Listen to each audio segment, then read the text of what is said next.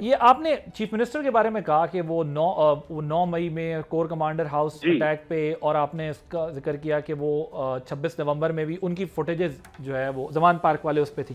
سو کیا chief minister کو آگے آنے والے دنوں میں مشکل میں دیکھ رہے ہیں؟ آپ لوگوں کے پاس جو ثبوت ویڈیو ایویڈنسز آپ لوگ رکھ کے بیٹھے ہوئے ہیں اور آپ نے اس پر بات بھی کی ہے. ویڈیو ایویڈنس انہوں نے خود لگائی، جو کور کمانڈر ہاؤس کی تھی انہوں نے اپنے سوشل میڈیا پہ خود اپلوڈ کی. پہلی بات تو یہ ہے، مگر اس کے ساتھ ساتھ وزیر اعظم صاحب نے متعدد بات کو دہرایا کہ ملک کی بہتری کے لیے، کسی صوبے کی بہتری کے لیے وہ بات چیت کریں، میٹنگز میں آئیں، اپنا پوائنٹ آف ویو دیں، وفاق کے ساتھ مل کے چلیں. اور یہی ان حالات کا تقاضا ہے کہ پاکستان کو اگر ترقی کرنی ہے تو وفاق کو صوبوں کے ساتھ مل کر چلنا ہے.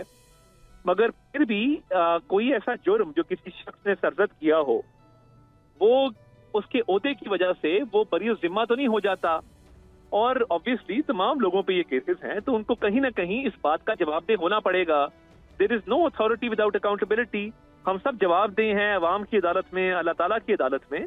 تو ان کو کوئی نہ کوئی اس کا کہ وہ کور کمانڈر ہاؤس کے حملے میں شریک تھے اور کیوں تھے اور کس نظریے کے تحت گئے اور کیا کرنے گئے تھے.